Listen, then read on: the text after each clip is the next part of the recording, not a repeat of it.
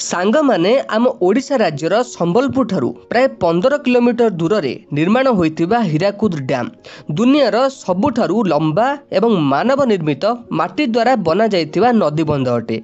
सांग माने केबे एवं काहींकी बना जाइतिला एही डैम ए डैम को किए बनाइथिले ए डैम बनाइबाकू केते टंका खर्च होइतिला एही डैम रे केतोटी गेट रही एही डैम रो ना हीराकुद कौन पाई रखागला जदि केबे एही डैम भांगी जाए तेबे कौन हेबो आज आमे जानिबा एही सबुर उत्तर आजिर एही वीडियो रे ता सहित जानिबा हीराकुद डैम रो संपूर्ण इतिहास।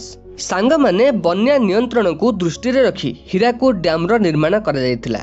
एही डैम रो काम 1948 मसीहारू आरंभ होई 1957 मसीहारे शेष होइतिला। आम देशर प्रथम प्रधानमंत्री जवाहरलाल नेहरू द्वारा यार प्रतिष्ठा करा जायतिला। एही डैम रो निर्माण रे सेतेबेला समय रे 101 कोटी टंका खर्च होइतिला। हीराकुद नदीबंध महानदी तटरे अवस्थित थिबा ओडिशार सबुठारू बड़ नदीबंध और जल परियोजना अटे।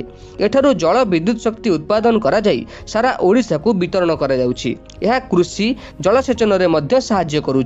बन्या नियंत्रण जलसेचन एवं विद्युत उत्पादन को दृष्टि रे रखी हीराकुद बहुमुखी नदीबंध योजना भारत सरकार प्रत्यक्ष तत्वावधान रे 1957 मसीह संपूर्ण होइतिला। सांग माने पूर्व प्रस्ताव अनुଯାयी हीराकुद टिकरपड़ा एवं नराज ठारे बंध निर्माण हेबार थिला। आंदोलन जोगु टिकरपड़ा बंध मणिभद्रा बंध एवं सुबलाया बंध बंद हो जाइतिला। केवल हीराकुद बंधर निर्माण संभव होइतिला। सांग माने ए हीराकुद डैम रो निर्माण पई 168 ग्राम जलमग्न होइतिला। ए ग्राम समूह रे 1,23,000 एकर उर्वर चाष जमी जलमग्न होइतिला। ए ग्राम सबु जलमग्न हेबा द्वारा समुदाय 26,561 परिवार निजर बासस्थान हराइथिले। 1 लाख लोक निज बासस्थान हराई दुर्दिन भितर रहिथिले। वर्तमान पर्यंत डैम निर्माणर 60 वर्ष परे मध्य एही विस्थापित परिवार मध्यरु 10,000 परिवार कौनसी प्रकार सहायता पाई नाहंती। 1962 हीराकुद इभालुएशन कमिटी रिपोर्ट रे स्पष्ट भावे उल्लेख अछि जे हीराकुद डैम माध्यम रे साधारण बन्या नियंत्रण करा जाई पारिबो। प्रबल बन्या आंशिक भावे नियंत्रण संभव, असाधारण बन्या को नियंत्रण करिबा संभव नुहे। हीराकुद डैम निर्माणर 50 वर्ष पूर्वरु जेतिकी थर बन्या होइथिला परवर्ती 50 वर्ष परे अधिक थर बन्या होइछि। अवश्य हीराकुद जोगु आंशिक बन्या नियंत्रण संभव होइछि। बन्या नियंत्रण निमंते हीराकुद्र जलधारण क्षमता आरंभरू मध्य यथेष्ट नथिला। पटुमाटी भर्ती जोगु यार जलधारण क्षमता 31 भाग पाखापाखि कमिछि। भविष्यतर एही जलधारण क्षमता आहुरी कमिबार संभावना रहिछि।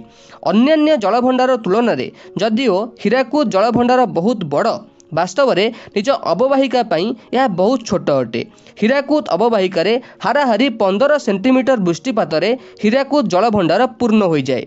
हीराकुद्र गभीरता 130 फुट होइथिबा बेले केवल 40 फुट जल व्यवहृत हुए। वर्ष जाक 4 फुट जल बाष्प होई नष्ट हुए।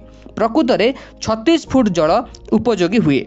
यही कारणरू एही स्थान नदीबंध योजना पई उपयुक्त स्थान नुहे बोली 1946 मसीह मैसूर अवसर प्राप्त मुख्य इंजीनियर एमजी रंगैया मत देथिले।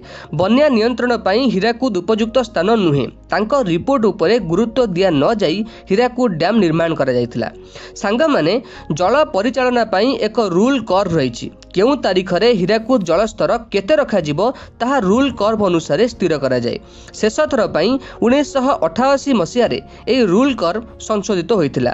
एबे सुधा जल प्रवाह और धारण क्षमता पई पुरातन प्रणाली अवलंबन करा जाउछि, जेउथि पई बन्या नियंत्रण रे अधिक लाभ मिलु नाही। जलवायु रे विराट परिवर्तन एवं छत्तीसगढ़ रे अनेक बंध निर्माण जोगु हीराकुद को जल प्रवाह रे अनेक परिवर्तन होइछि। सांग माने 2011 मसीहार बन्या कथा कहिबा तो 2011 सेप्टेम्बर 5 तारिख रु 9 तारिख मध्य छत्तीसगढ़ अधिकांश छोट बड़ बंध प्रबल वर्षा जोगु 90% भाग भर्ती होइतिला। आवश्यकता दृष्टि से बंध सबुरु जल निष्कासित होउतिला एवं एही जल हीराकुद जल भंडार रे प्रवेश कला।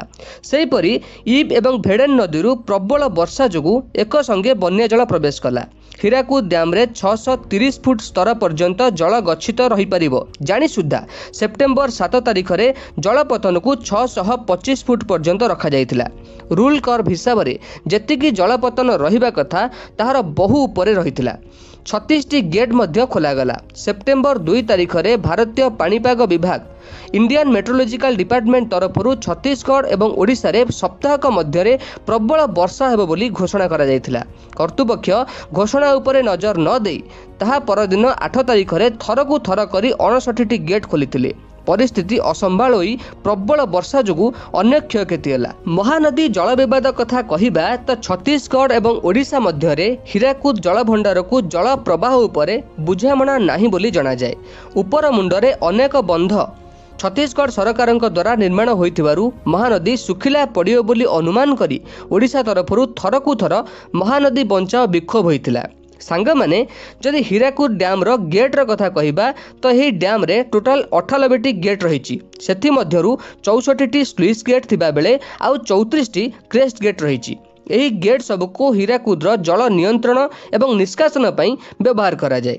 सांग माने हीराकुद्र नाम कथा कहिबा तो यह मान्यता अछि जे जेउ जगार हीराकुद डैम निर्माण होइछि सेही जगार नाम थिला हीराकुद। सेही स्थान रे अतीत रे बहुत हीरा पत्थर मिलुथिबार कहानी मध्य सुनिबाकु मिले। हीरार उच्च जोगु यार नाम हीराकुद बोली विश्वास रहिछि।